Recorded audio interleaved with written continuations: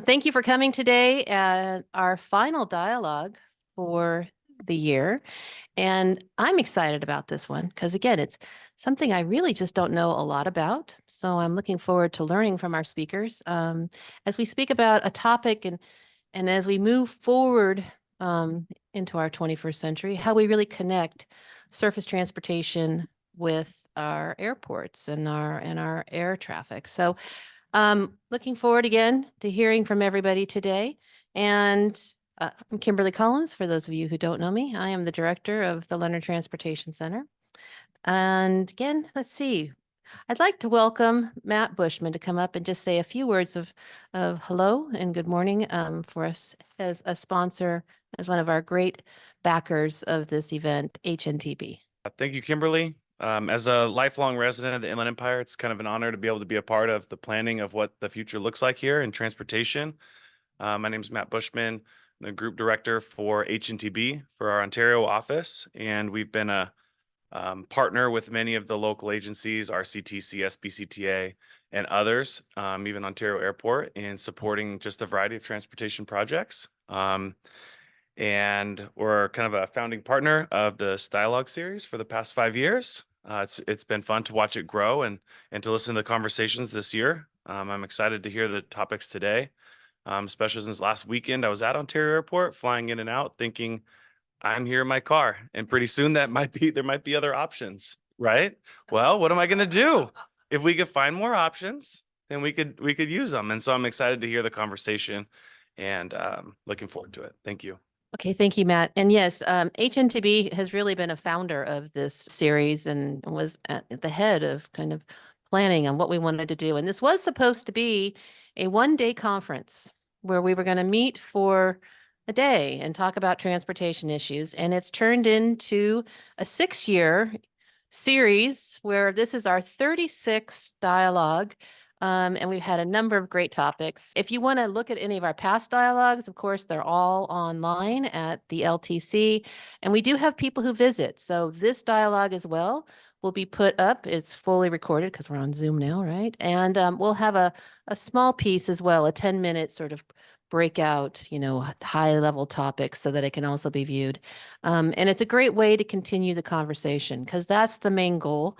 As an academic center, we really want people talking about our transportation systems, thinking about what does the future look like, working with our transportation and being active within their thoughts about how they can travel, as opposed to, just our ideas that we all just jump in our cars because that's what we do. But start really thinking about what else can we do? How else can we be really an integral part of how we move around? I would just like to make a couple of welcoming points on behalf of Cal State San Bernardino and my college, which is the Jack H. Brown College of Business and Public Administration, me being on the public administration side.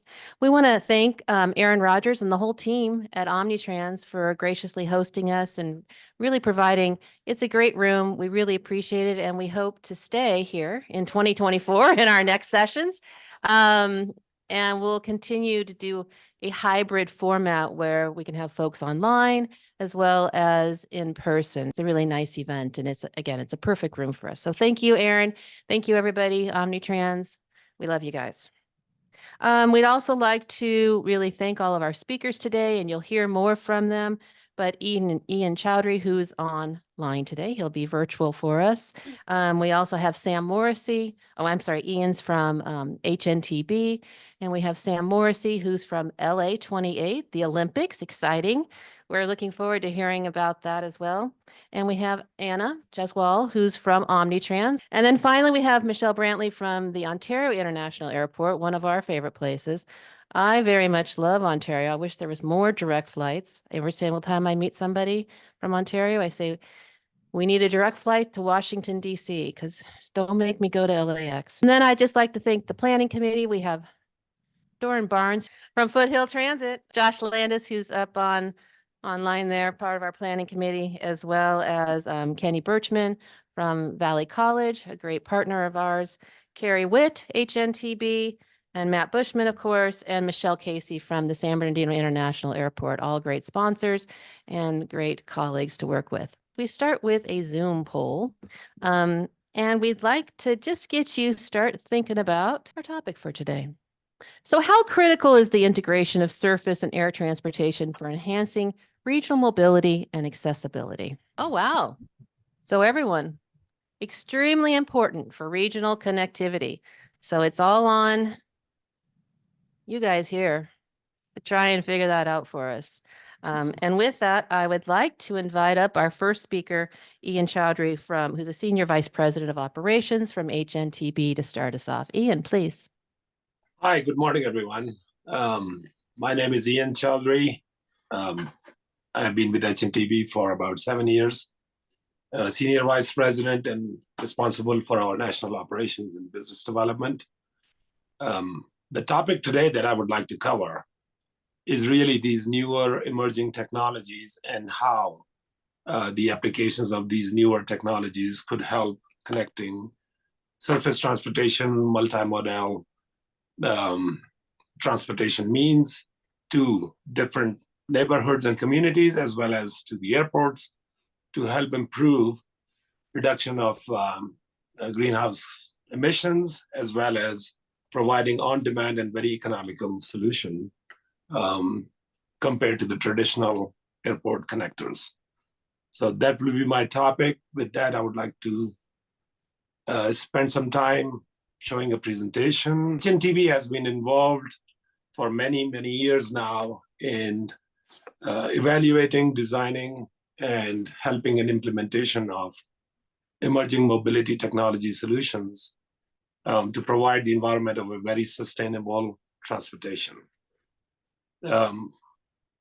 The autonomous vehicle marketplace, as we know, has been in different parts of the world under implementation or has been implemented since late 90s.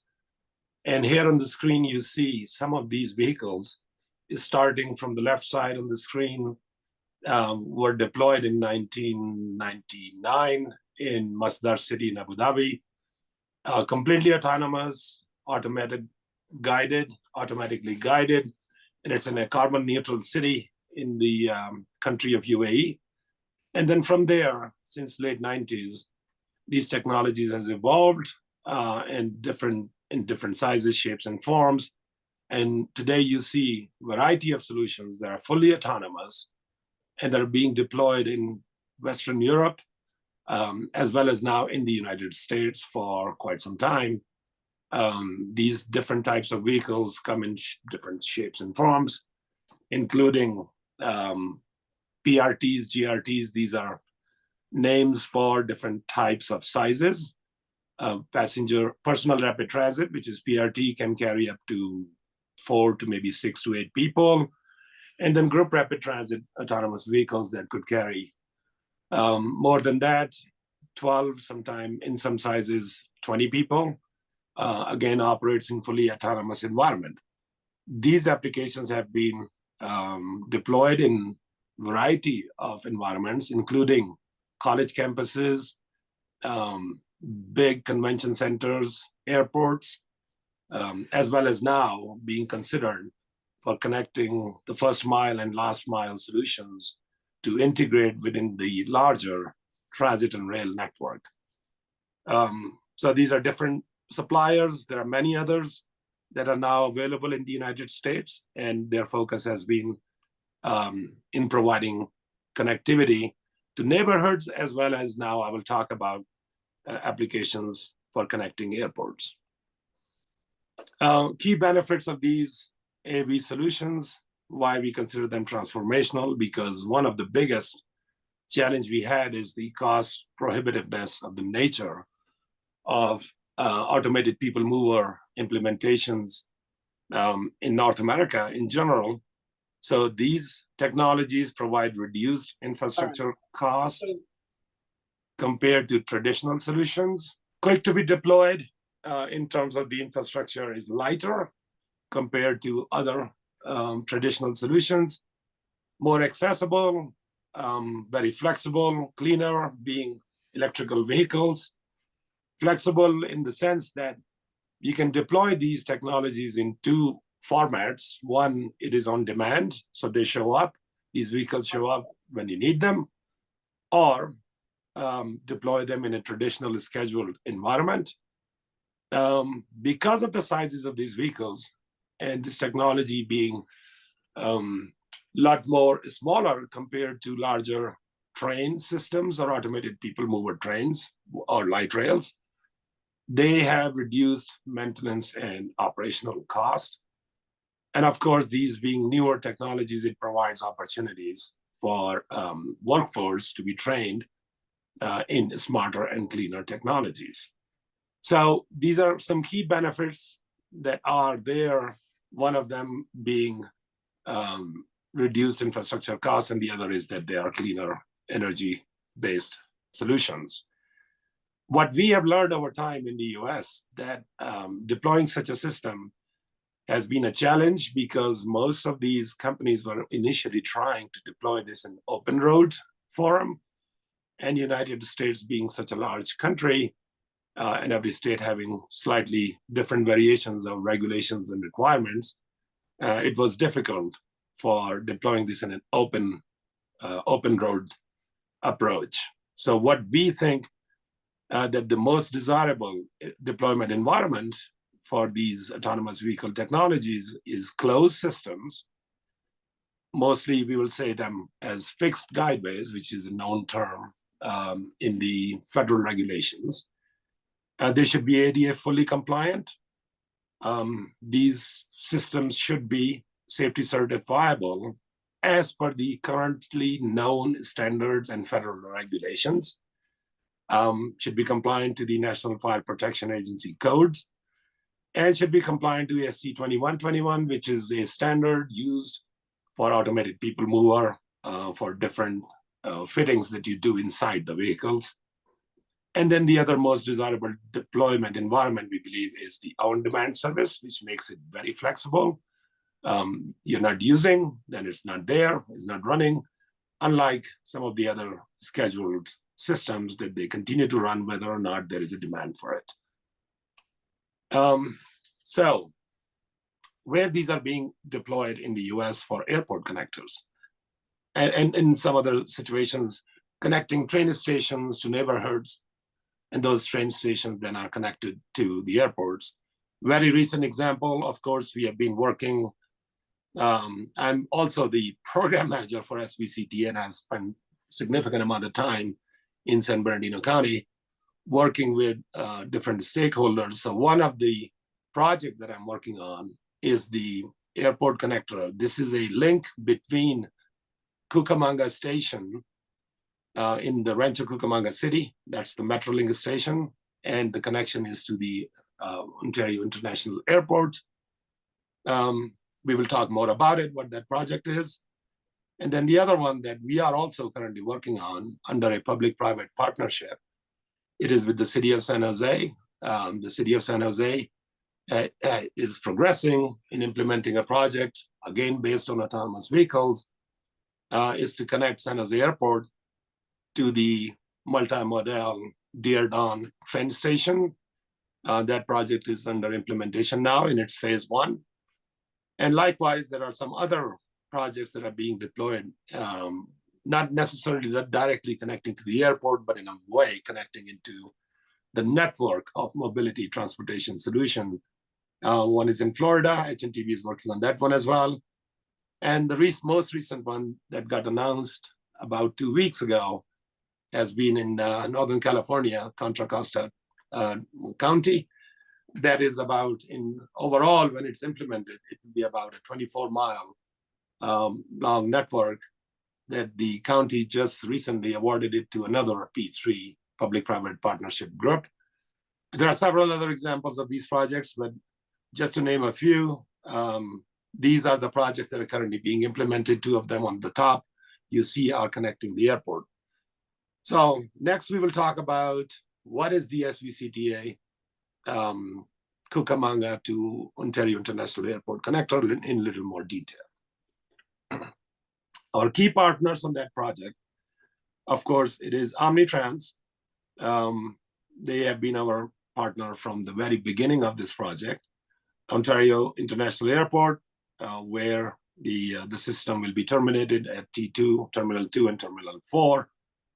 FTA as our funding partner, City of Rancho Cucamonga and City of Ontario as our key partners because some of the locations are within those jurisdiction, Cucamonga being a multimodal station where these services will be terminated. So the regional map, just to emphasize on where this project is located and what is the mode of transportation that is already there and what are the future modes that are coming to Cucamonga Station. In this map, you can quickly see Cucamonga Metrolink Station has been there for quite some time. Then we have Brightline West, which is the high-speed connection, also coming to Cucamonga Station. That is the one that is linking from Cucamonga to City of Las Vegas. And then from Cucamonga, passengers and travelers can access to LA Union Station downtown.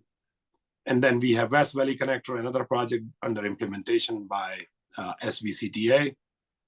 And then we added this new project that is connecting the airport to Cucamonga Station. So you can see Cucamonga in a way is turning into like a mini or a small Union Station with multiple modes of transportation coming to it, which is we are very excited about. The alignment in itself for the project for connecting the Ontario International Airport is roughly around 4.2 miles. 3 stations currently being considered. One, of course, at the Cucamonga Station integrated with other modes, and then 2 at the airport, currently being conceptually considered at T4 and T2, Terminal 4 and 2. Vehicles that are currently being selected by San Bernardino County Transit Agency is autonomous vehicles, rubber tired, fully driverless. That has been the inspiration for the agency to implement that. Operations that are currently being considered are on demand. And then maintenance facility and the control centers, meaning from where all this system will be controlled and moved and deployed and maintained, will be at Cucamonga Metrolink Station. More or less on the map, you can see the alignment, how it goes from Milliken Avenue on the airport drive and then get to the airport. Roughly the location that has been identified where the stations will be developed and constructed. This is still subject to further reviews. We are currently engaged on the environmental clearance process. So the locations are currently conceptually identified, but they may change as we move forward. Architectural illustration of when this system is deployed and completed, how it will look like. Again, you can see the surface that is used is a lot more limited, smaller than traditional structures that you will need for a rail or automated people mover type connection. So that gives us optimization at a different scale, and it allows us to move these vehicles in different ways operationally to make a lot more convenient for people to get on board and get off board. So San Bernardino County has been working on this project for quite some time. At this point, we have considered initially to choose an infrastructure solution that is less intrusive environmentally to the local jurisdictions, local neighborhoods. We considered deploying a tunnel, subterranean solution that will be just one tunnel partitioned in 2 halves. And then what you will see there, that since it is subterranean, the impact to the environmental implications of a project of such scale a lot more limited. Very easy way to build. Traditionally, these tunnels structures are kept at about 30 to 50 feet deeper underground. That means the earth moving construction activities will be a lot fewer than what you traditionally will have if it is at grade or an aerial structure which is elevated up on a bridge. So this is currently what we have considered. We are looking at some other alternatives as well, but the inspirational approach that we have taken today, it is a bored tunnel with 2 lanes. The reason we have a separation wall is to comply with the National Fire Protection Agency codes in terms of emergency egress and egress. And then the diameter of the tunnel will be based on the type of vehicle and technology chosen. Right now, we believe it's in the range of 20 to 24 feet internal diameter of this tunnel. And the construction of such a solution would be somewhere between 60 to 62 months. This is another illustration at Cucamonga Metrolink station, showing on the white towards the left on the top is where the autonomous vehicle station will be located. And then we have to find a way to get underneath the public right of way as much as possible to get to that place, to avoid unnecessary acquisition of right of way that makes projects generally very costly. And since this is a subterranean approach, this will keep also the current infrastructure that is there without any disruption, especially under the roadways. Here is just a quick status of where we are, what is going on right now on this project. We are in the environmental clearance process. We have gone through several steps to pre-qualify technology providers, and these technology providers, when I say, means folks that manufacture autonomous vehicles. We have been since the beginning for almost 2 years. I've been in very close coordination with all our key stakeholders that I talked about earlier. And currently we believe if this project gets into construction, we will be roughly looking at 60 to 64 months to complete from the day when the shovel hits the ground. So this is roughly an overview of where we are for this project, linking Metrolink station and Cucamonga Metrolink station to Ontario Airport. More than happy to take any questions later on and discuss any topic that anyone may want to talk about. Thank you very much.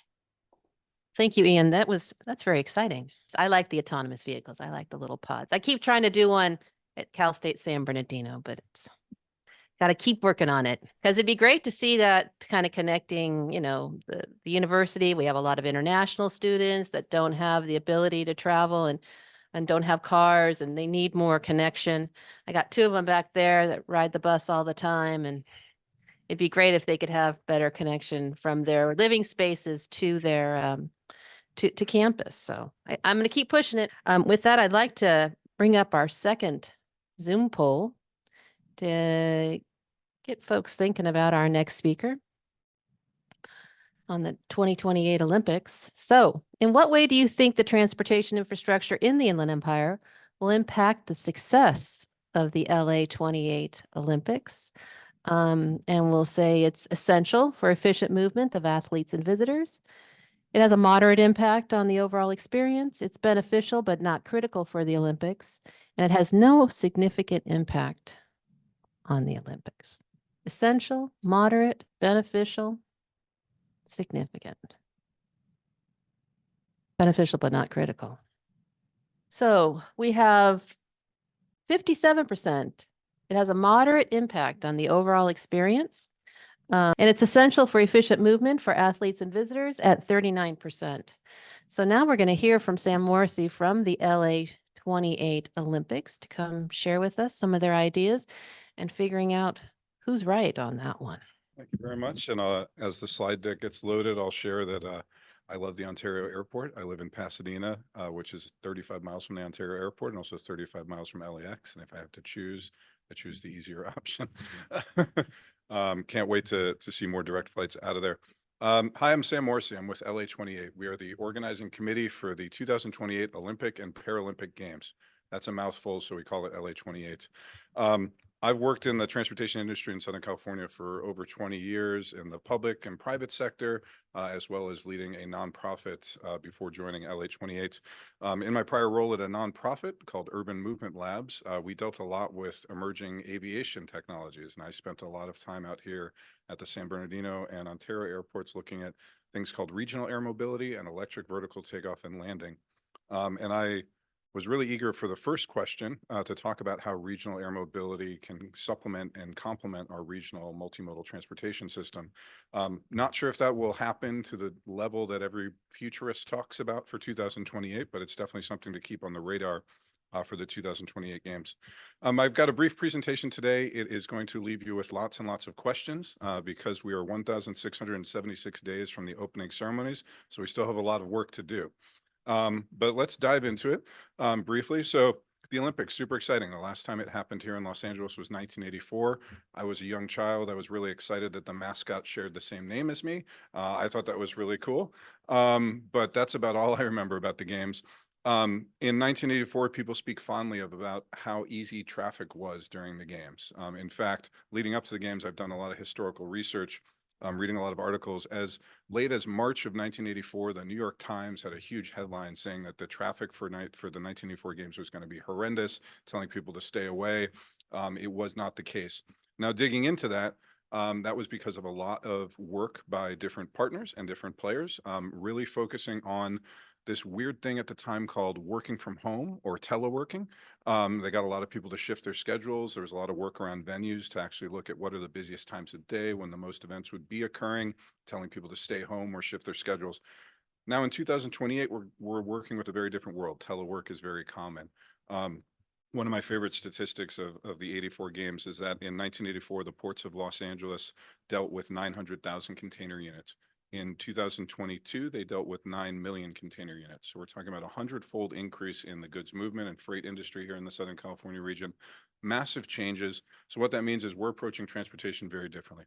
And what I think is exciting about the 2028 games more than anything is that I think we've had the opportunity to really change the way people think about mobility in the region.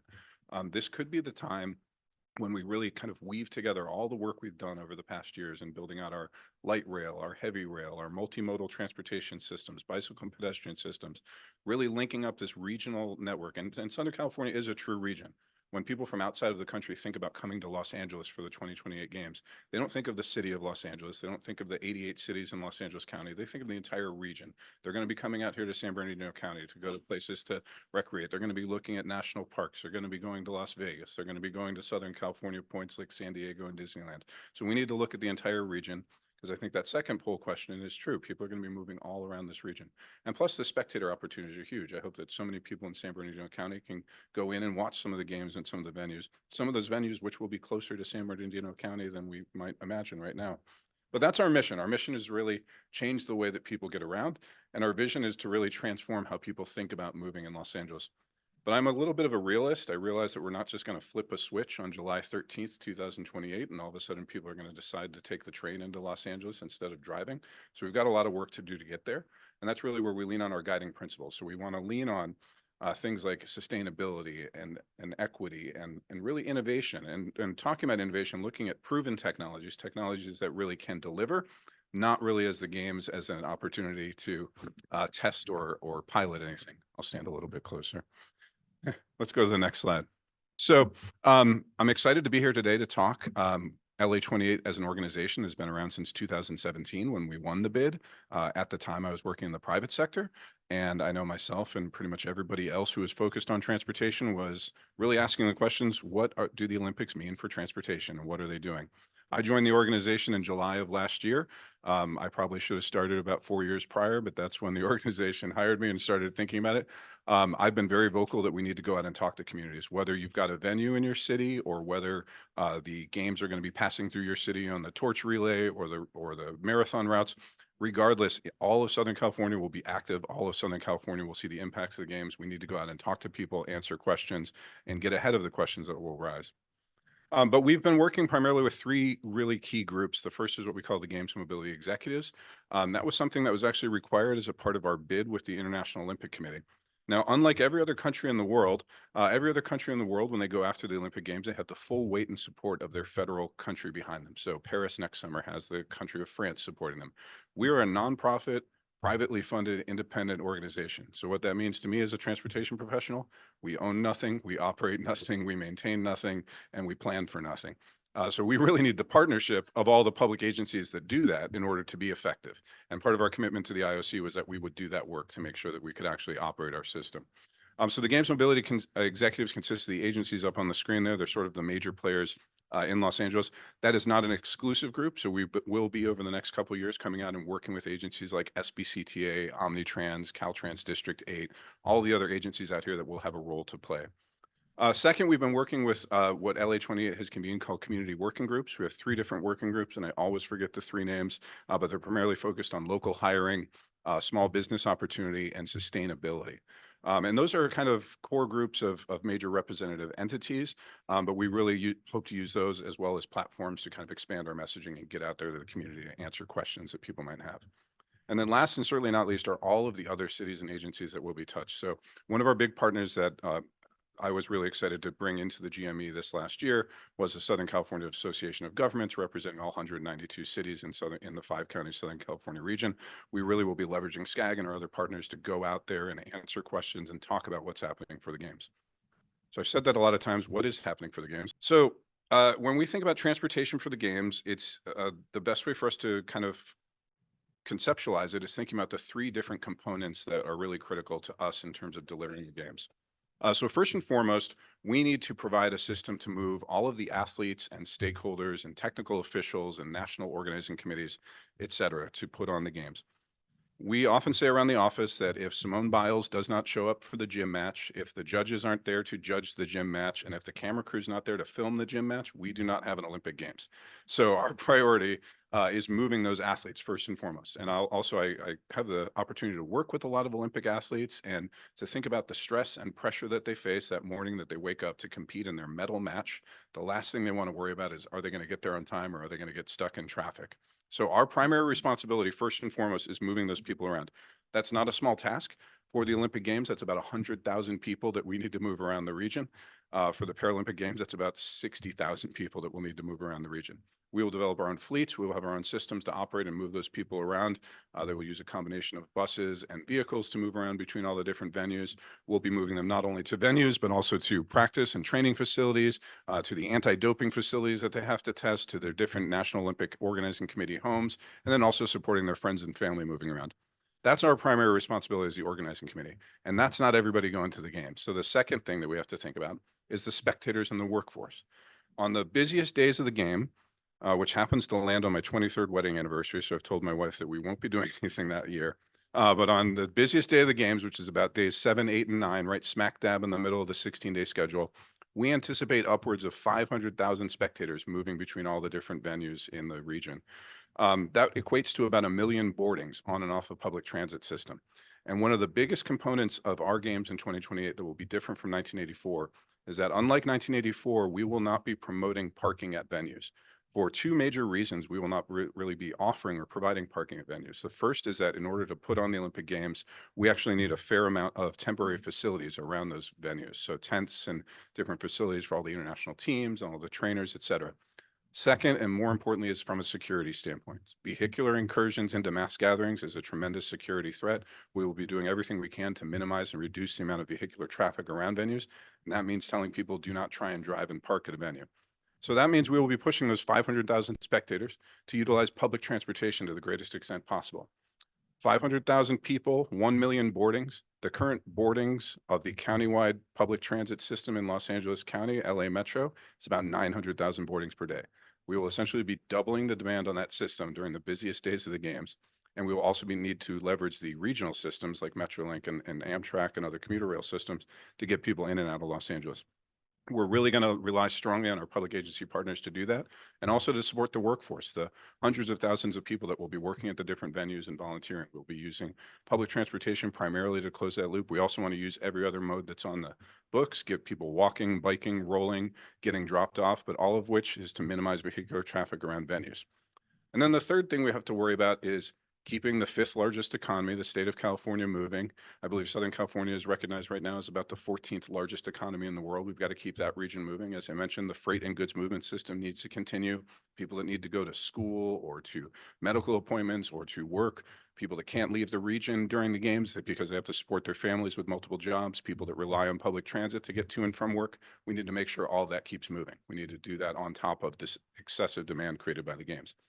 So it's a simple task. Unlike every other job I've had in the public sector, I've just got one job for the next 4 years, and it's just these 3 things. So that's the one part that keeps me smiling every day. Let's go to the next slide.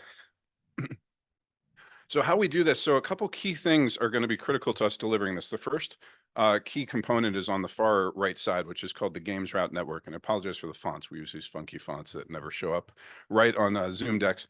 But the Games Route Network is critical to making sure that the athletes arrive on time. So that is a dedicated network of lanes that will be free of traffic for use of the Olympic Games vehicles. With the preponderance of our venues scattered around the region, our Games Route Network is going to be on the order of 350 miles of roadway around the region. Now, one thing that we're trying to do, because we have to go out there and designate these lanes and protect these lanes, similar to if the president comes to town and they put a motor escort out there to keep the lanes clear. We have to put these lanes out there for a temporary nature during the 16 days of the Olympic Games and the 16 days of the Paralympic Games. What we've been trying to do and working with our Games Mobility executives is to leverage the investments that have been in the region to date on already exclusive lane facilities, whether it's carpool lanes, HOV lanes, toll lanes, exclusive BRT lanes like the one that the SBX runs on out here. Any place where we have dedicated facilities, let's maximize those dedicated facilities so that our investment can support, enhance those operations, show people that those facilities actually provide benefit to transport. And then when we leave, those facilities will remain. It's also a huge opportunity to maybe expand those lanes, help maybe use the games to help get over any political or community hurdles to implementing those lanes, and see how we might use that to accelerate the expansion of those facilities. The second key point that I mentioned is supplementing public transit. So I said we'll be doubling the demand of public transit in the Los Angeles County region and beyond. We can't do that with the current fleets out there. We anticipate that we're going to essentially need to about double the fleet size of LA Metro, which is currently around 2,500 buses. We're looking at getting somewhere on the order of 2,500 to 3,000 additional buses. Past U.S. Games have done this through what's been called a borrowed bus program, where different agencies from around the country have provided buses to the local agency supporting the games. We're hoping to do the same thing. We would love that to be 100% zero emission buses. We also recognize there's some limitations in the zero emission bus manufacturing market right now. And frankly, there's some limitations in the bus manufacturing market writ large. There's about 6,000 buses per year that are made and sold in America. We'd be talking about getting all of the clean versions of those, the non-diesel versions, which are about half for an entire year cycle. To me, this sounds like something done in World War II to ramp up bomber production or something like that. It's a pretty heavy lift, but we're going to try and do that. So in the next couple of months, we'll be working very closely with Metro to really weave together partner agencies. So we'd hope to get Omnitrans on board and any other agency that can help lend us buses. We want to use every bus resource that's available, and it's much easier to get them from closer than we have to do to get them from somewhere farther away across the country. But we want to supplement that public transit system. Another key piece of that is during the Paralympic Games, we actually hope to use more public transit buses to transport the Paralympic athletes, because there's actually more wheelchair accessibility in most public transit buses than there are in coach buses for the athletes that will be used during the Olympic Games. And then the last piece is mobility hubs, but that's really critical. So I loved hearing about Rancho Cucamonga Station. We need to leverage every type of transit and multimodal hub in this region to get people to access public transit. Now, in a reality, do I think that every person that lives in San Bernardino is going to come and get on a Metrolink train and ride into Los Angeles? Probably not, but we want to get as many people as possible to do that. We want to make that attractive. We want to make it a comfortable ride. We want to support agencies to make that easier. We want to bring people in on public transit, send them back out, make sure that the routes are coordinated, that the travel times are coordinated, that a person leaving a Rose Bowl game at 11 o'clock at night that's really happy that their team won the football match, which is the Olympic word for soccer, comes back out and gets on a train and gets back home and can drive home. So that's how we're going to do it. And that's how we're working towards it. Let's go to the next slide. So this graphic is really also to talk about the legacy benefits. So when I talk about those 3 buckets, those are the 3 areas shown on the screen there. The things like the Games Route Network and the supplemental bus system are really primarily there to support games needs. But the mobility hubs and the benefits to public transport, the access to multimodal enhancements, that's going to expand across the region. I think that's really where we have the best opportunity to leave a legacy. And I'm really excited to work with agencies between now and July 14th, 2028 to make that a reality. This is my last slide of the presentation. You can go to the thank you slide. I did want to make two comments regarding next summer and also 2028. So next summer of 2024, the Paris Summer Games are happening. It's, I think, less than 200 days until those games start. What's really interesting about Paris is that they are going to be testing and deploying on a pilot basis these electric vertical and takeoff aircrafts. And what's even more interesting to me is that Paris has a system of regional airports similar to Southern California on a smaller scale, but we'll actually see them traveling between the Van Nuys of Paris, which is called Le Bourget Airport, will be connecting to Charles de Gaulle Airport. One of the biggest challenges that we have as an Olympic organizing committee is that not only do we have to provide the accreditations, the credentials to each of the participants, the 100,000 stakeholders that are participating in the games, we also have to give them their visas for entry into the country. So in order to do that, we try to do that in a centralized region or a centralized facility. With multiple airports around the region, it would be most cost effective for us to do that in one place, but then to get people from those airports to that central location is the challenge. But I think the developments in Paris next summer are something to very much pay attention to and to look at how we might leverage regional airports around our region to support what we need to do in 2028. And then thinking about 2028, really excited to see Brightline. I think I worked on the environmental clearance for that 15 years ago when it was called the Desert Express Project, but I'm really excited to see that happening. I'm really excited to see that it will connect Las Vegas to the region. I think that's going to be a tremendous draw for tourists.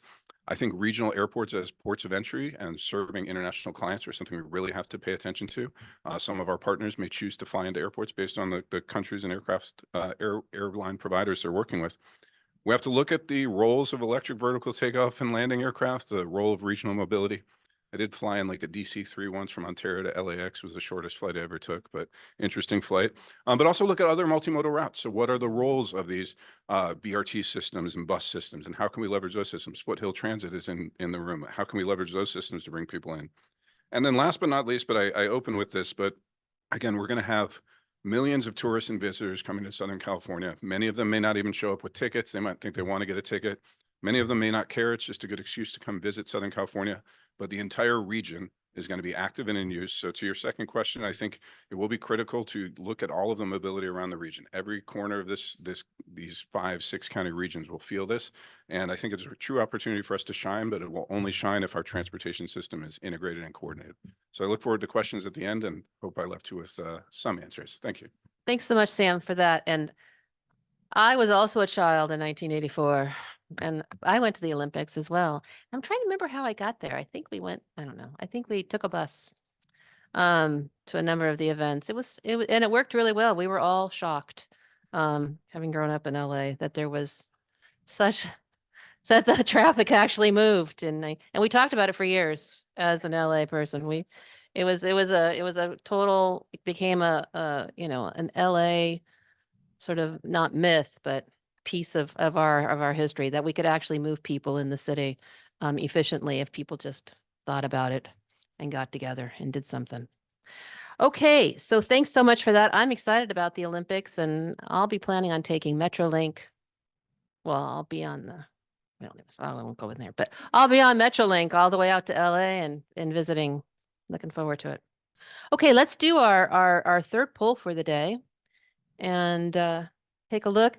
So this one, how important is multimodal car, bus, and train? We defined it for you in case you didn't know. And active transportation for facilitating access to airports. Vital for ensuring accessibility and reducing congestions. Useful, but not essential. Not very important, as most people prefer personal vehicles. Irrelevant for airport transportation. 90% vital for ensuring accessibility and congestion. Only 10% useful, but not essential. And the other two not even responded. So there we have it. And now we're going to invite up our good friends from Omnitrans, Anna Jaswal, who's the development planning manager. So please, Anna. Thank you, Dr. Collins. Hi, everyone. I'm Anna Jaswal. I'm the Development Planning Manager at Omnitrans.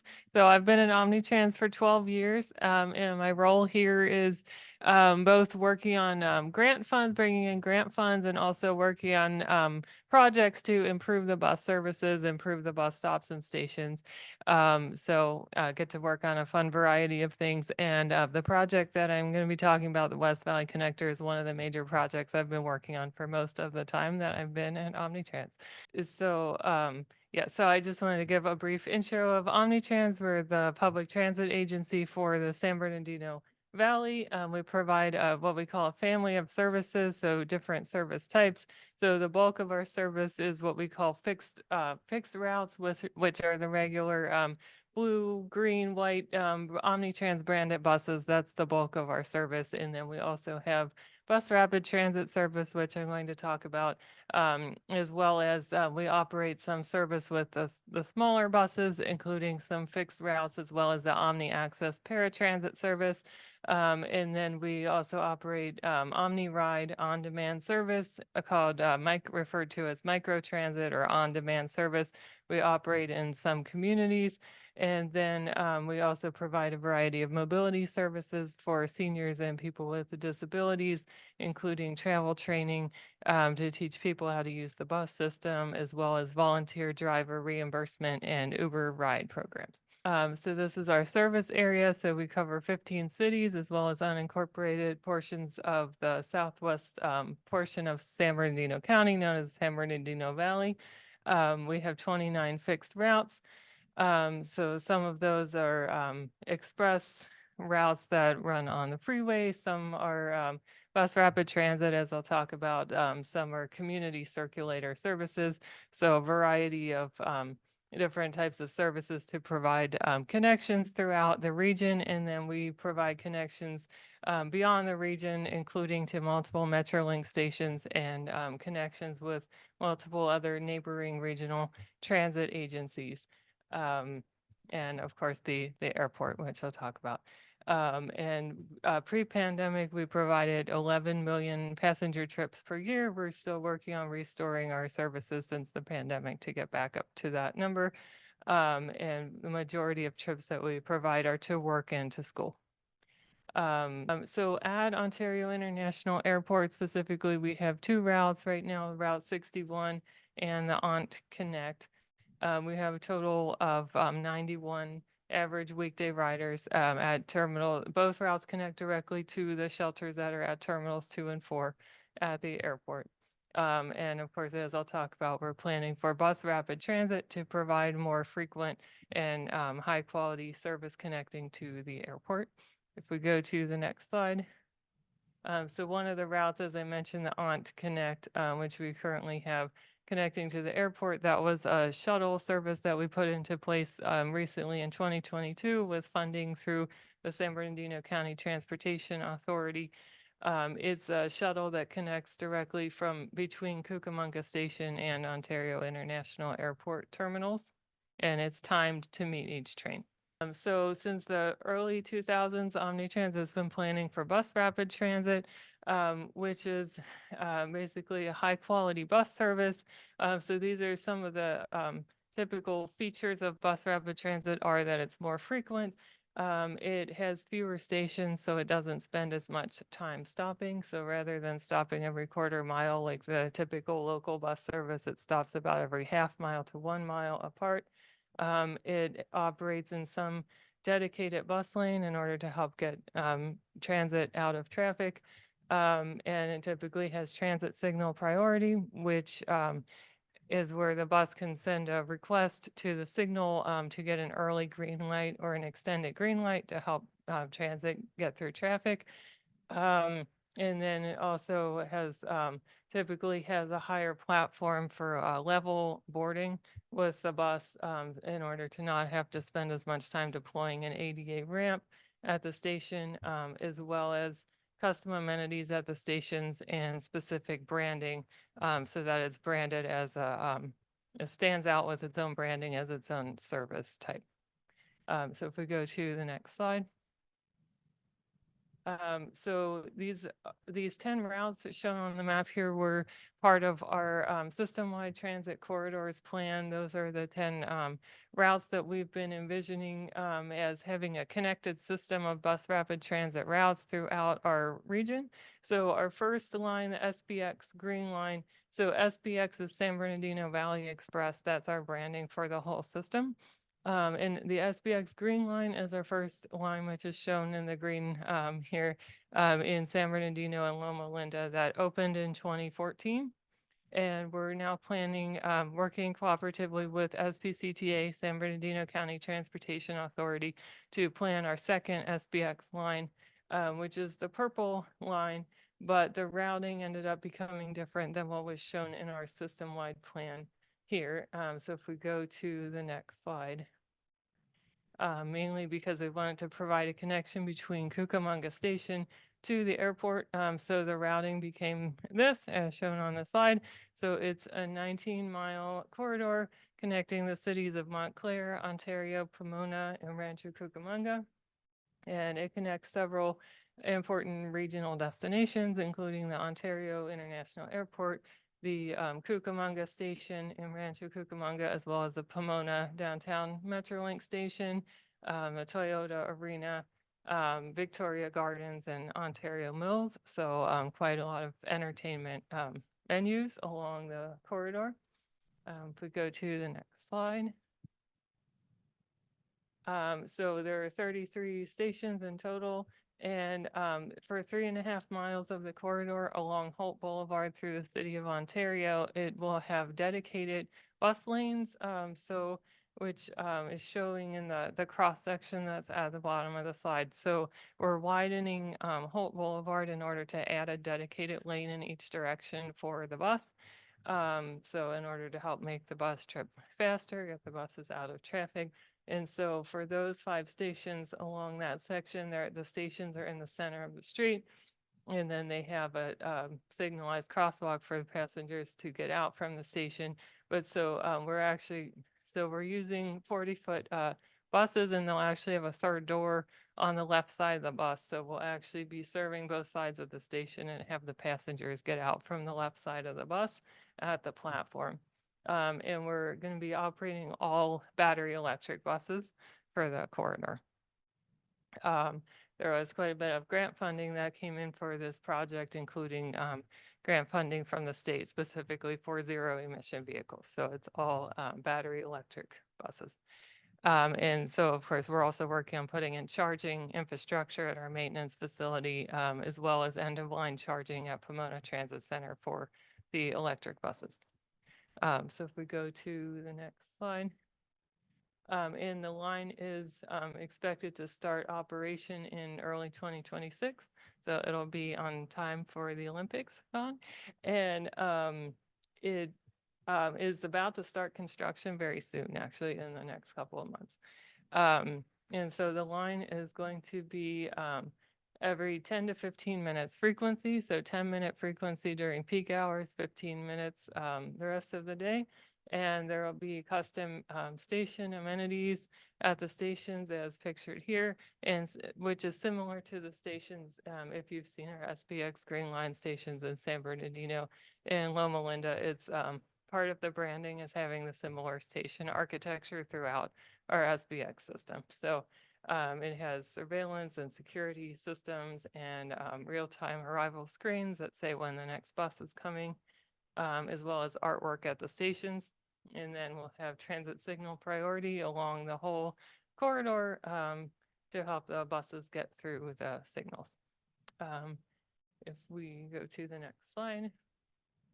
Okay, so the corridor is expected to reduce overall end-to-end corridor travel time by 28%. And that's because of the various features that I mentioned, such as the transit signal priority, dedicated lanes, having fewer stations, having level boarding at the stations, so boarding is faster.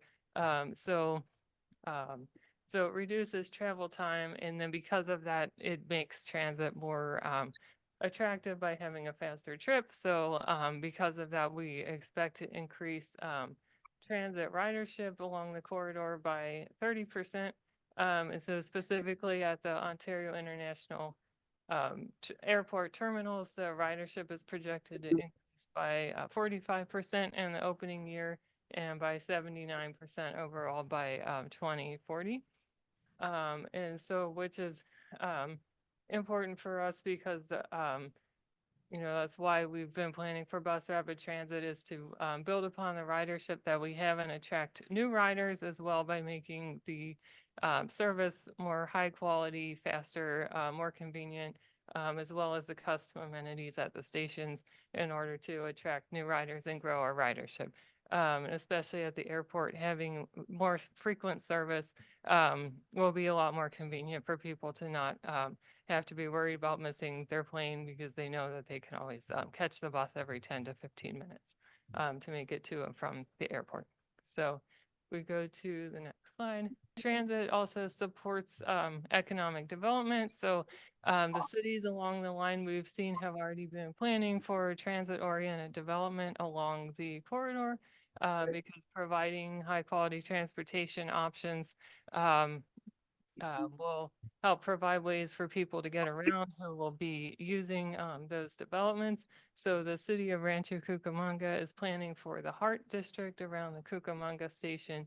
And then the city of Ontario has been planning for mixed uses along Holt Boulevard. The image at the bottom is actually from the city of Ontario's plan, council adopted plan from 2013, which Omnitrans was involved in giving input on that, and it was the Holt Boulevard streetscape strategic plan. So the way that transit has been planned and the land uses along Holt Boulevard have been planned hand in hand.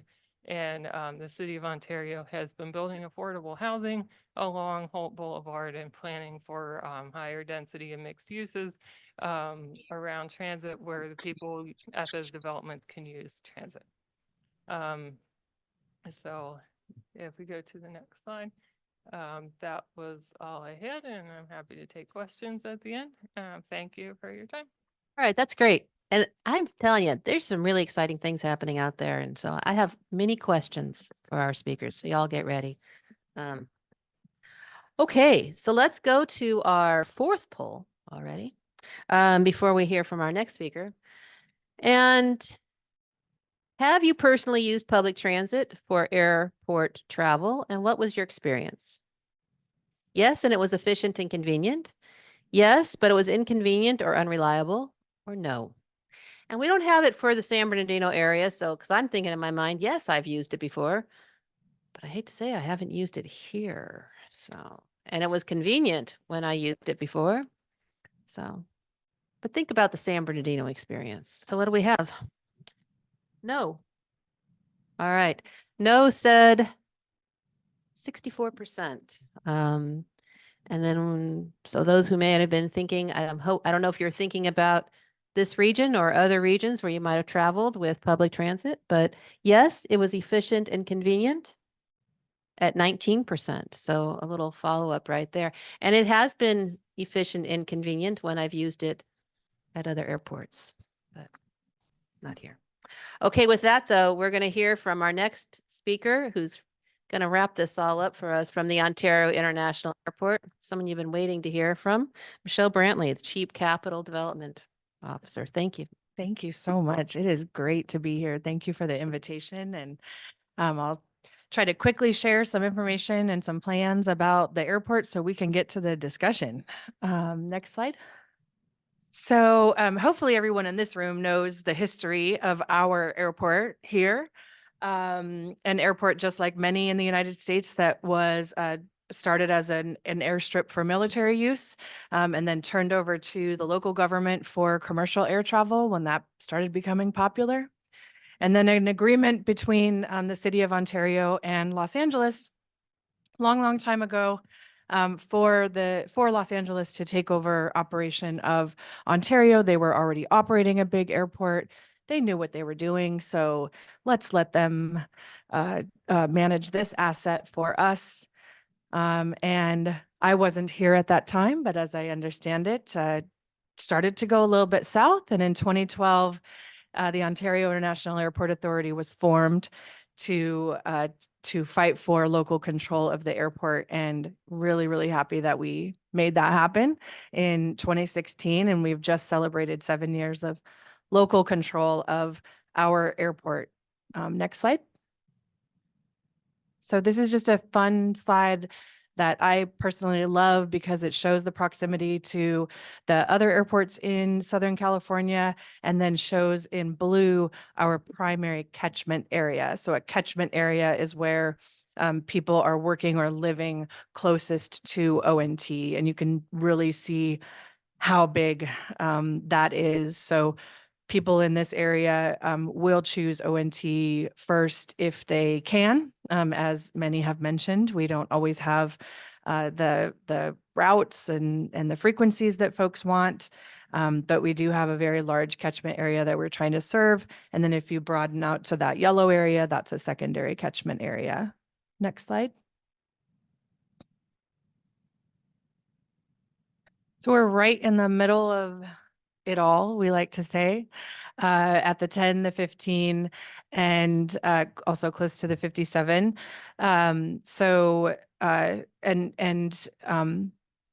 Part of our challenge, which our amazing marketing and communications team has and delivers on incredibly every day, is just getting the word out and letting people know that we're even here, right? I personally did not know, I will admit, that Ontario was even a place. I come from Seattle, and I did not know what Ontario was. I didn't know about the Inland Empire, and but I've been here for almost 5 years now, and just am so in love with this area. I'm so in love with just the sense of pride that we all have with the Inland Empire, and how we really are this very different place in Southern California with our very unique regional identity. Next slide. So some updates on passenger service. We fully recovered from the pandemic downturn in 2022, serving 5.7 million passengers in 2022. This year, we will be well over 6 million. So we're very excited for that. That's up to, when these numbers were put together, we were up 12% year over year from last year. And seeing the 7th highest growth in seat capacity in 2023 compared to 2019. And then also continuing to increase that international passenger service, and saw the busiest month for international passengers at our airport ever this year. Some air service updates. So we have a new airline operating at our airport, New Pacific Airways, that launched service to Las Vegas in the summer, and then added additional flights to Nashville and Reno just last month. Southwest Airlines has launched daily service to Houston Hobby in October. Volaris is increasing service to Guadalajara. And Southwest announced daily nonstop to Nashville, which will happen next year.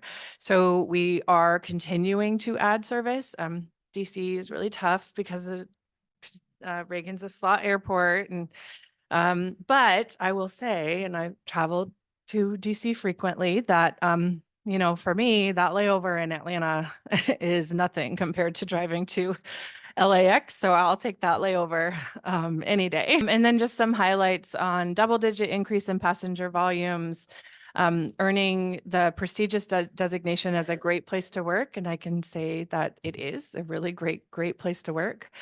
We have that incredible marketing campaign that I mentioned earlier, just sort of letting folks know that we're here and that this is our airport. We also have ONT Plus. So that is for non-travelers who want to go through security. It is very, very easy. I just did it a week ago. You go online to ONT Plus, you put in your information, you'll get an email that you can use to go through security. If you want to take somebody to the gate, see somebody off, if you want to meet somebody at the gate, surprise them, or if you want to eat at one of our great restaurants. We recently just opened Brewery X in Terminal 2 that also has a Topgolf simulator. So some cool stuff to see in the airport that you can come visit even if you're not traveling. Next slide. And just another catchment area slide to highlight again that huge area that we serve, because I think it really is important when we talk about mode. Next slide. So our originating passenger history, just you can see that dip in the pandemic, but our recovery has been really strong. And honestly, even that pandemic dip didn't hit us as hard as some of the other airports, especially LAX. Next slide. And then our forecasts vary. We have to create forecasts for a variety of different sources and regulators. So they vary widely, but we could see as many as 35 million annual passengers in 2050. And so we are right now doing a ton of planning work with ourselves, with our partners, with the FAA to try to plan to meet that demand. Other than LAX, all of the other airports do have caps right now on service or times, or on passenger number caps, or on times that of flights. We do not. We also have 2 long runways. So the growth that is going to happen in this region is going to come to Ontario. So as I mentioned, we have been doing a lot of planning work for meeting demand and ensuring that our infrastructure is ready to continue to serve this region. So this is just a conceptual vision of looking at the land side of potential midterm development. When I say midterm development, I'm thinking I'm saying 10 to 15 years out, most likely.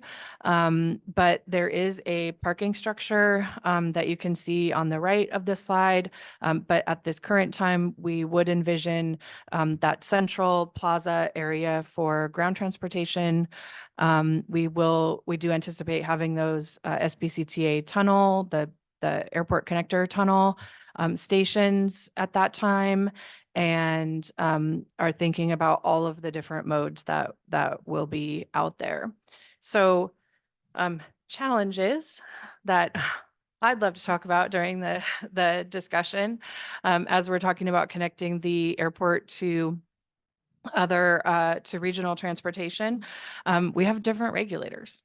So the FAA is very involved in land use at the airport and very concerned with airport revenue and loss of airport revenue. And then, of course, we have CBP and the TSA, who are ultimately concerned with safety and security. So we want convenience. We want to bring those modes in close to the terminal as possible. But then we have significant additional security concerns when that comes up. Challenges with users sometimes. Often they're not local. We'll see that right at the Olympics, activating new systems or all these different modes for people who that we really want to be accessible to everyone. But for folks who are visiting for the first time or using those services for the first time, that can be confusing. So we need to make it easy and accessible for everybody. Luggage. Right? People have luggage, people have their families. And so that's oftentimes different than the other users of regional transportation systems. Of course, always want to keep in mind also equity. Schedule wise, we are incredibly peaky. So just like commutes are, but we have, right now 4 to 5 significant peaks during the day, times of the day where the airport is absolutely full and bustling and alive, and then other times of the day where there's nothing happening. And that is due in large part to the way that airlines have been operating for the past 20 or more years in operating flights in banks. So airline scheduling is an incredibly complex process that is an absolute marvel to learn about.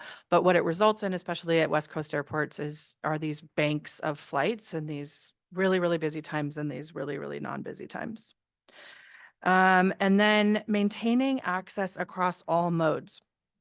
So something when I'm out talking with folks in the airport industry or just in the community, a lot of people do want to talk about these emerging trends or emerging technologies for transportation. One being those vertical takeoff and landing, exciting things that we hope will come soon. So we do keep an eye on that for the future and wanting to preserve our ability to serve that sort of transportation option. In the meantime, I have to preserve access for all of the other modes because the transition adoption of new modes can be slow, as we all know. And I cannot discriminate against users. And so we need to, as much as possible, provide equal access to all of the different modes. Next slide. So unfortunately, I don't have great numbers to tell you as a percentage how individual passengers access the airport, but I do have these counts of volumes on our roadways. And you can see here on the bottom that private passenger vehicles, which does include TNCs, is the activity at the airport, far surpasses any other type of activity. Now, when you have the buses and the shuttles, those have more people in them typically than the private passenger vehicles. But right now at ONT, 5 parking lots, and people are either driving themselves in parking or getting dropped off. And we would really love to see a shift in this. In the previous slide where we looked at the long-term vision, we do have a parking garage. And sometimes people say, why would you have a parking garage if we want to minimize that? And there's a few different reasons. One is that we believe that even when there are, let's say, fully autonomous vehicles that we can own as individuals, those vehicles are still going to need a place to park. You're not most people, I hope, won't then send those vehicles off on their own back home to clog up the streets, right? And so they can charge them at the airport, and that vehicle could be there waiting for them. Also, if we can build parking vertically, we can free up these other areas around in those surface lots for other types of development that are similar to transit-oriented development, where we're building up the airport as a destination in and of itself, and providing other services and activities for passengers, community members, employees, all in those areas. So just anticipating maybe that question about a parking garage, we do plan to build a parking garage, and those are some of the reasons why. Next slide. And then the last is just to say there's this one, it's just a project update. We basically have one-way Airport Drive. If you are coming to the airport, you are leaving from our terminals, you are going to drive on Airport Drive. There's no other option. You're either going to cross it or you're going to drive on Airport Drive. So the airport does have a project in design right now to rehabilitate Airport Drive, so that we are protecting and maintaining that critical infrastructure for the future.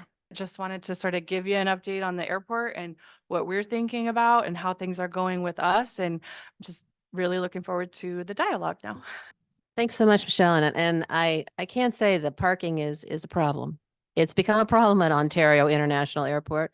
For those of us who travel there quite a bit in the past, it was very easy just to park right in front of Terminal 2 or Terminal 4. And now I was there once and I was going way off lot and having to walk in. So it's needed to think about these multimodal possibilities of getting to our airports, because as traffic increases, we don't want to have a situation where, I don't want to talk bad about LAX, but I'm not talking about, but getting in and out of LAX is a bear. And especially if you've traveled really far and you're trying to come back, it adds a whole level of stress to your life that, it'd be helpful if it was facilitated. So I hope we can do that with Ontario as well as our traffic increases. I'm going to open it up first to see if anybody has any questions out there, either online or in the room. Thank you to all the presenters. I thought this was great. Michelle, I do have a quick question for you. You mentioned the FAA being concerned about loss of revenue. Could you say a little bit more about that? Absolutely. So the FAA is the regulates a lot of things about the airport, about safety and efficiency. And also, airports are required to be as self-sustaining as possible. And so there are very, very strict and serious grant compliance, grant assurances that require that there be no diversion of revenue or loss of revenue. So some of the ways that manifests is for our land lease rates, we have to do appraisals, and we are required to get fair market value for anything that we lease on the airport property. Yeah, and they're just very, very concerned that we aren't diverting revenue elsewhere, partially because we do get federal funding in the form of grants that we've gotten incredible support from the FAA in the past 2 years for our airfield program.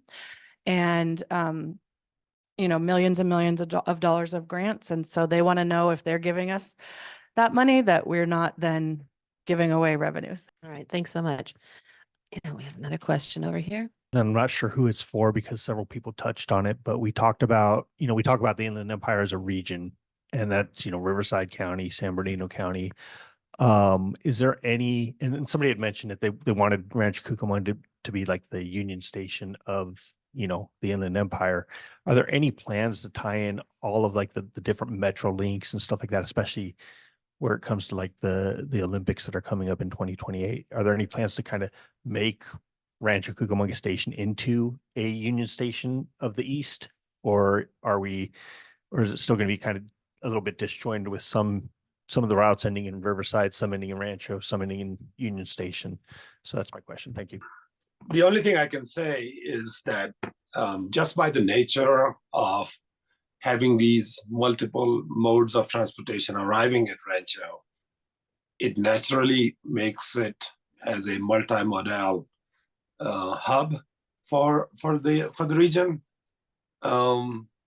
If the question is if there is any plan to convert this into a Union Station, I don't think I know of any plans for doing that. But Brightline Station in itself, when it is done, it just accommodates all the modes of transportation that are coming in. Not with the plan of converting it into a Union Station, but very close to it. On behalf of our partners at Metrolink, they are undertaking a program that they call SCORE. I'm not sure if that's an acronym that stands for something or if it was because of the nature of the timing of the games, where they're looking to increase on their core system to 30-minute headways in both directions, and I think on the regional system to 1-hour headways. If you've ever tried to take Metrolink in the opposite commuter direction during the day, it's virtually impossible to do that. One of the other big challenges, though, is also most of the network is shared by freight rail systems. So one of the things that we're embarking on, at least during the games, is to see if we can open up more slots for passenger rail traffic to help accelerate that SCORE program.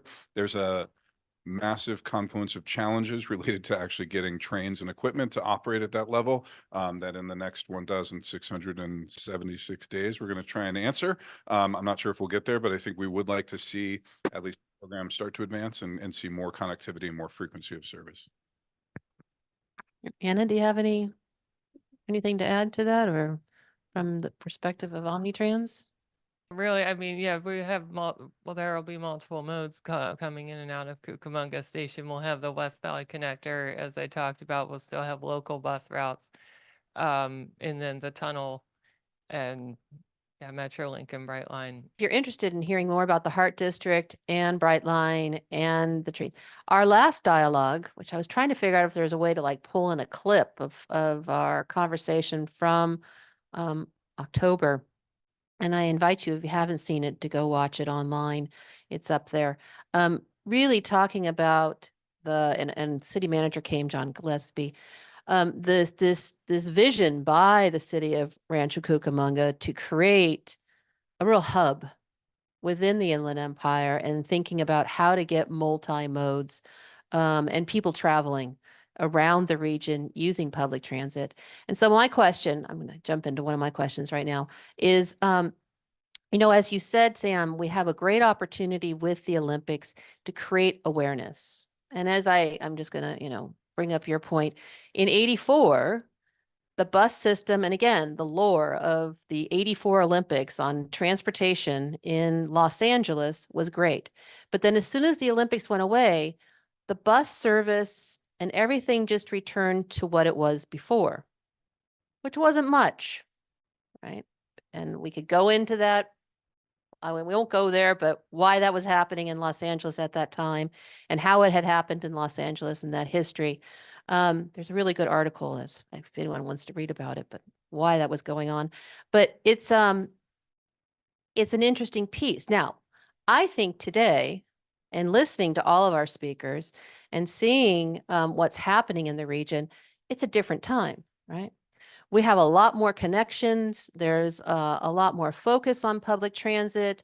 There's a lot of buildup of what's been occurring and connections between the regions. So with that, you know, how can we communicate after the Olympics and continue to get people to use transit because they've used it because they had to, and then continuing to use it? So I don't know if you have any thoughts on that as a transportation planner, and how do we really communicate that it's going to continue on after this and take that opportunity as a lesson, as a you know, as a training session? Yeah, I mean, I think this is the biggest opportunity that we have, but also the big challenge, because us as the organizing committee, we are focused on the activities that start on July 14th, 2020. It's a massive undertaking. And from a transportation perspective, we need a transportation system that's going to work, where people are going to utilize multiple modes. And like I said, people aren't just going to wake up in the morning of July 13th, 2028 and say, I think today is the day I'm going to take transit to go to a venue. And I will say from experience, when my wife and I moved down here from San Francisco in 2005, we had one car, and I purposely decided to live in a place where I had access to bus and light rail. And my wife is born and raised in Orange County, and I used to watch the OC to study her culture. But when I told her parents that I was going to be taking transit to work, they looked at me and said, "Do you know who takes transit?" And I said, "Yes, people going to work." But there is a mindset. There is a mindset out there that, you know, transit's for other people. The parody newspaper, The Onion, has a great article that says 98% of people prefer public transportation for other people. But that's on the nose. I mean, people think about public transit, it's there, but they don't think to use it. So the Olympic Games are a great opportunity because it's not your commute. It's not trying to make a flight. It's just going to this event, trying to go to something. It's going to be fun. It's an experience. We're going to do everything we can to make the buses look really nice and make the experience exciting.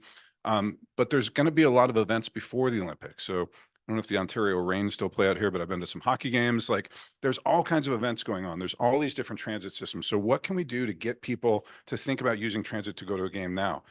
Parking is probably one of the biggest things. I live pretty close to Dodger Stadium, and I do everything I can to avoid paying whatever it is now, $45 to park my car there. I luckily have a small car, and I might park on the street or take the train down, or the great system, which is the Dodger Stadium Express, a bus that runs from Union Station to the venue.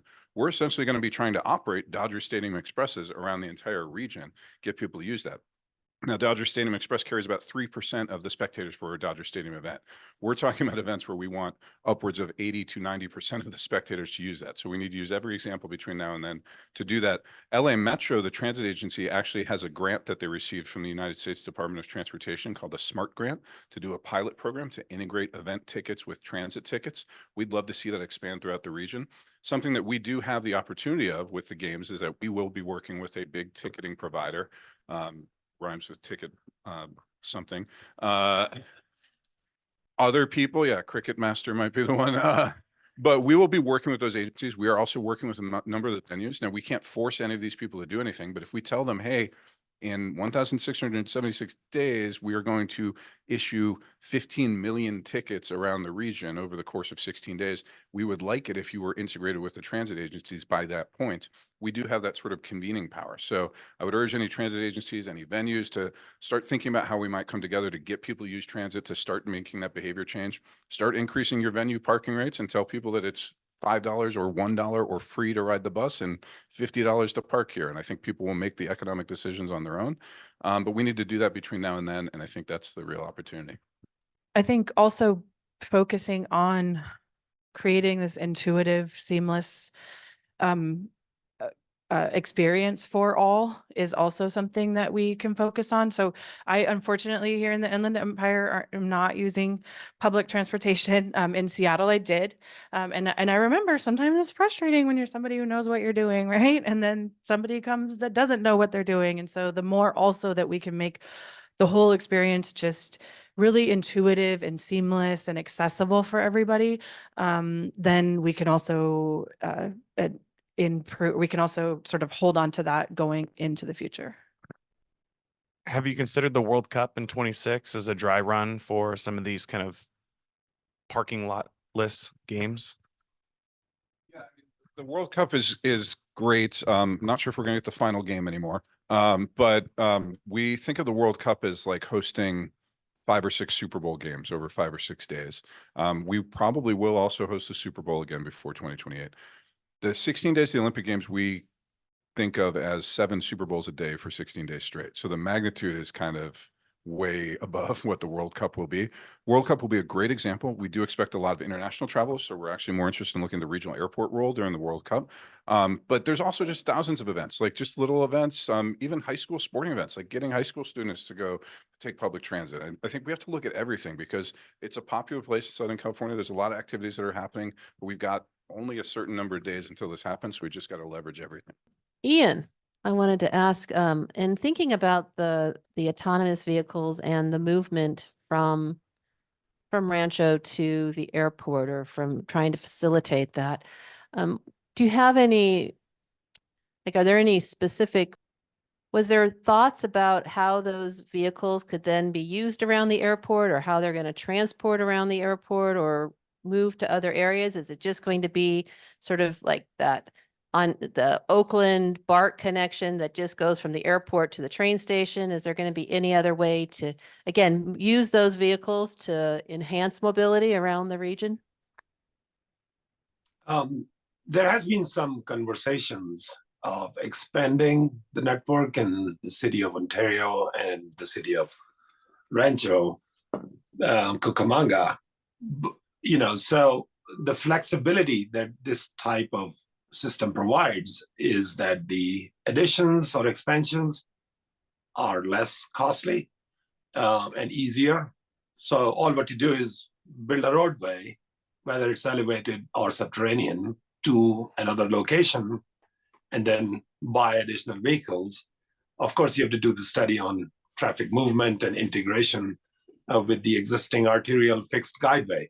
What I was saying earlier, that because regulatory compliance is key, because these projects mostly are federally funded, and safety of these vehicles when they're moving in autonomous mode has to comply with existing US standards and regulations. So if we are going to open up and do expansions, just needs to be another study to look at how the movement of other branches integrating into this would work from traffic flow point of view, because you want to maintain autonomy as you originally designed.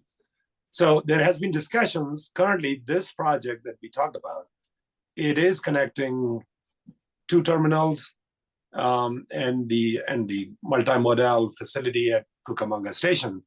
But in future, if this needs to be expanded elsewhere, it could be done in more very cost-efficient way, because it's not a full train, right? So we know these vehicles are not that expensive, and building a roadway is a lot cheaper than building a railroad.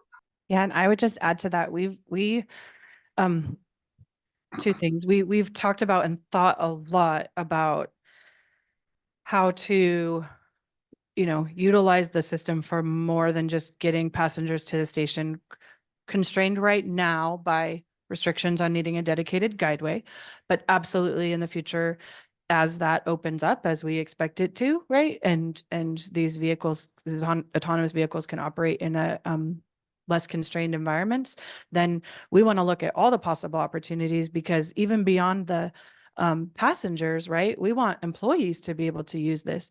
At Ontario, those employees are distributed around the entire campus. So people who are working at the terminals will be able to use the system, but people who are working at UPS, people who are working at FedEx, right, be a lot more difficult for them. So we are continuing to think about that as an airport, and working on projects like this with SBCTA are great opportunities to explore these things together. And I also just want to point out how incredible working with SBCTA has been. And I've been doing this a very long time and had some experiences, elsewhere that have not been so positive. But that collaboration with SBCTA has been so open and very two-way with, the folks that, the great folks, Ian and his team, and the great folks at SBCTA who we've been working with, have been so incredibly open to learning about airport operations and constraints. And they've helped us to learn so much about public transportation systems.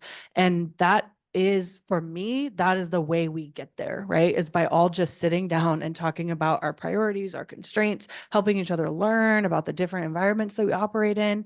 And then we'll find the best solutions. I mean, that's how we get there. Conversations like this, and just being open and exploring with each other.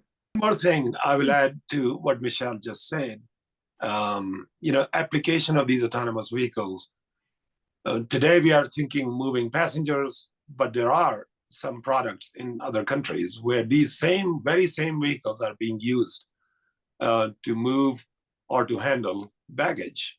So from terminals to bring it to the central processing facility where you pick up your bags.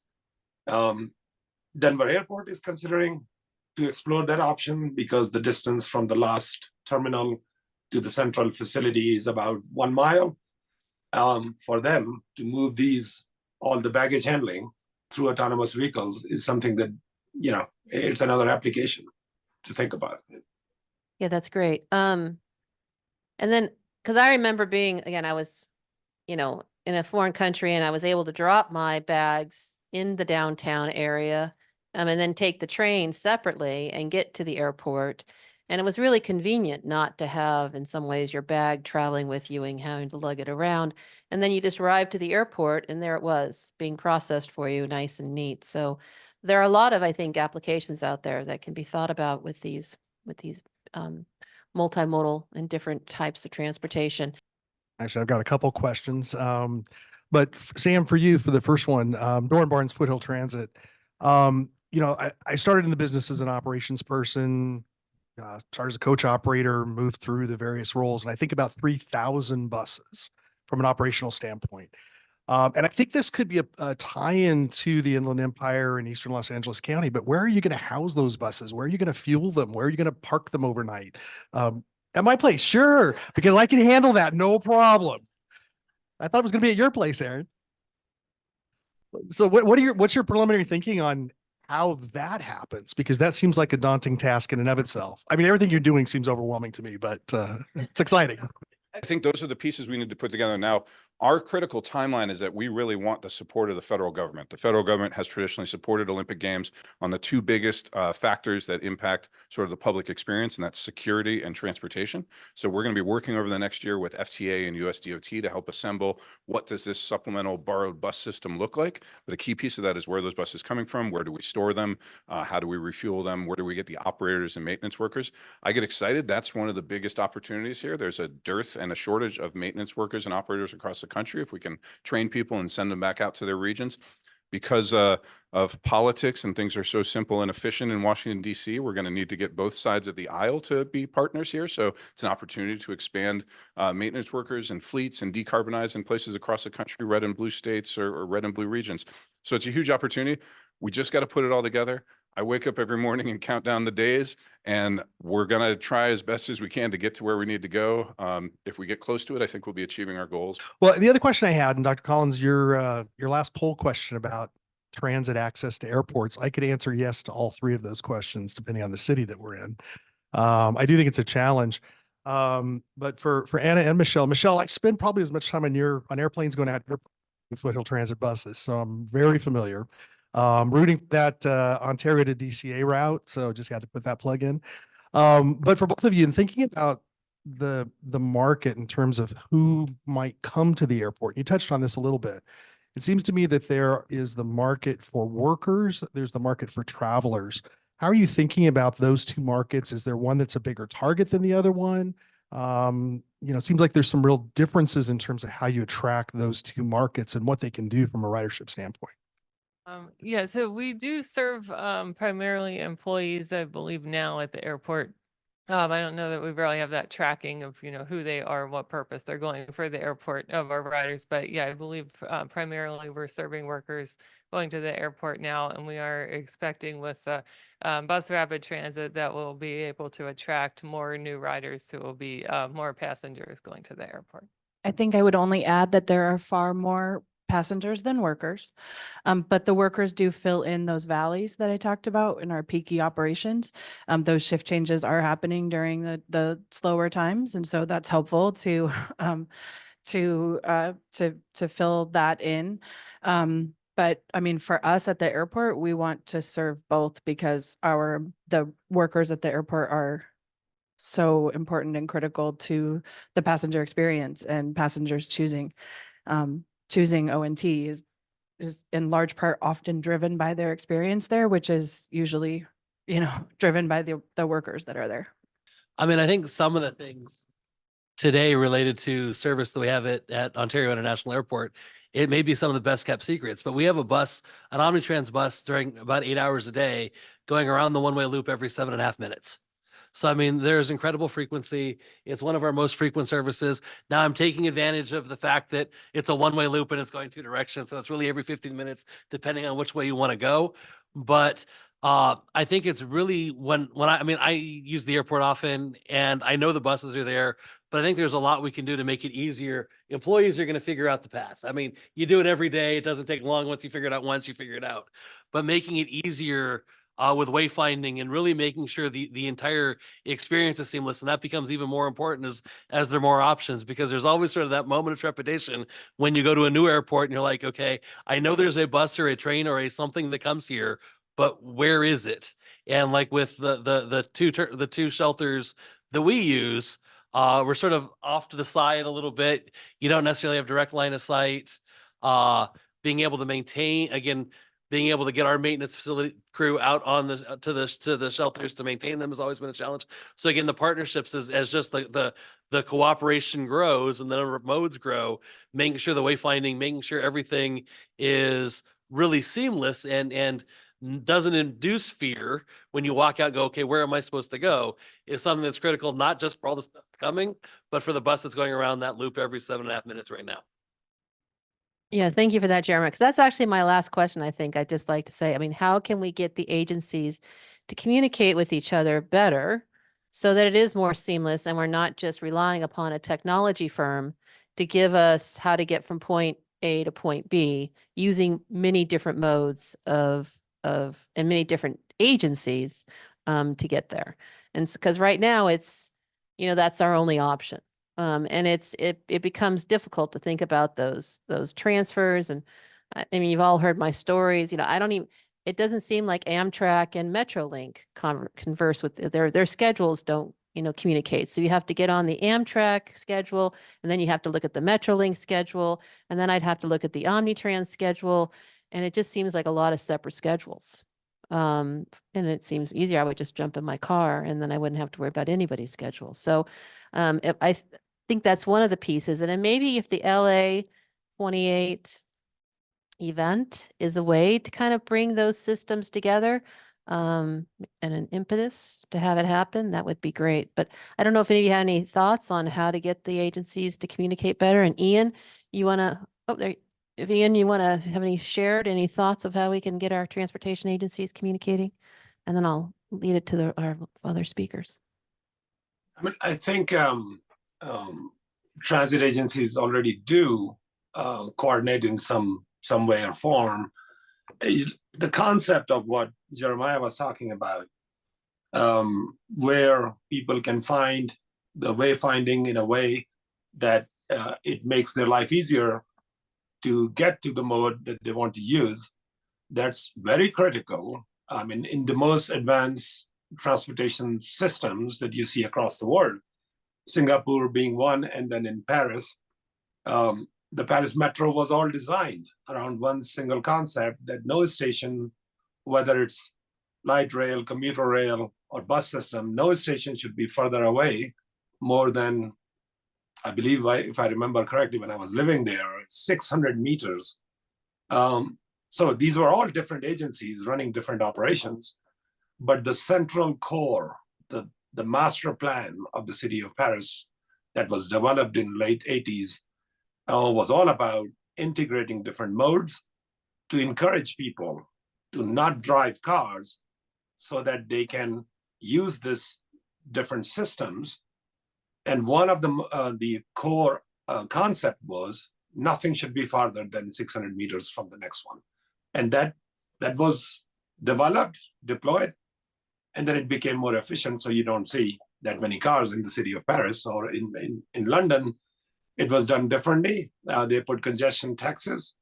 While if you're going to drive a car in downtown London, just getting in, just driving in, not even parking, you pay 20 pounds. So while the answer was not to say, hey, we want to make it so expensive, then you will not drive. Well, they also worked on creating the transportation network in a way that if you don't drive your car, you have access to all the mobility modes that you need to get from point A to B. So there are some examples that we can use and benefit from other big, larger metropolises in the world. And I think agencies in the US in general, in Southern California in particular, they do have platforms and forums where they do communicate. Can they improve that? Of course, there's a lot of opportunity to improve on. When you're looking at projects of each other, how it complements whatever one agency is doing versus the other, I think there's a lot of potential there to definitely improve. We have one question online from Ted Correa. Yes. Well, thank you, panel. A great discussion. I think one of the things in hearing the conversation, and I just to introduce myself, Ted McCurry, I'm with the HNTB out of our downtown LA office.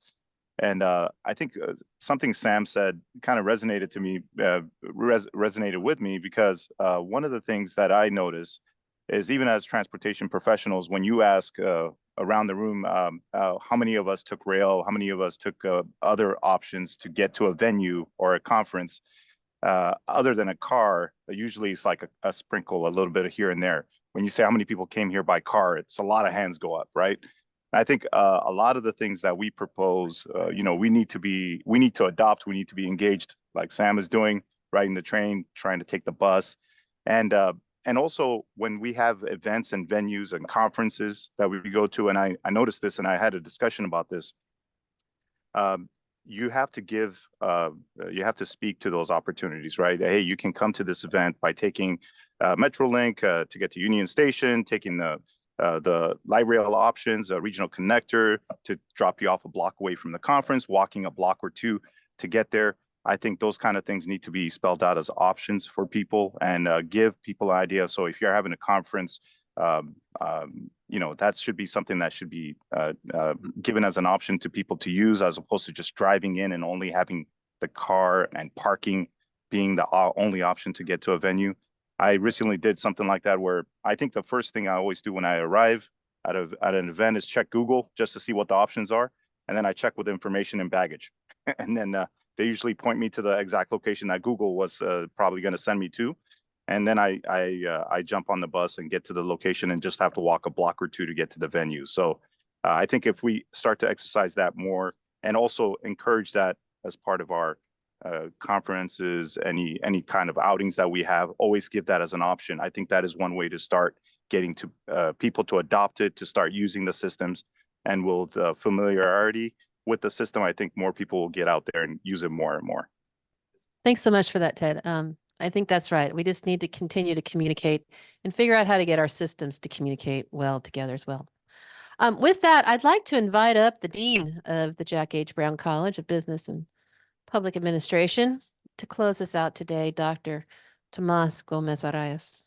I'm sorry I was late, but I I think I arrived at the right point when the conversation really started, and the discussion. These are called dialogues, right? You know, it's a dialogue series, and I'm happy that that's exactly what is happening among the different agencies here. I don't want to get between you and the rest of your day. I just want to thank Omnitrans for hosting us once again. So thank you for your hospitality here. And I want to thank the people who make it possible, in addition to the Leonard Transportation Center and Professor Collins. I know people from the San Bernardino International Airport and the Ontario Airport have been here today, and they have also been platinum sponsors with San Bernardino Valley College and HNTB. I think they're mostly online. And here, yeah, there you are. SoCalGas and Woodruff, Spradlin, and Smart have been our gold sponsors, and we have a number of silver sponsors. EXP, Foothill Transit, the Global Leadership Alliance, We Deserving, HDR, Lane, Metrolink, Omnitrans, PPM Group, Southern California Association of Governments, Cirrus Engineering, VCS Environmental, and TRC. And thank you to all of you also for being here and participating in these dialogues. Apply for our next one. Will be in February 24th. Also right here. Safeguarding Inland Empire's public transportation networks, challenges and solutions for transit security. Okay, so put it on your calendars. It's on mine. And I look forward to seeing you all here. And if I don't see you until then, have a wonderful holiday season. We made it on time. Thank you, everyone. Thank you. Thank you for coming. We look forward to seeing you in February. Happy holidays.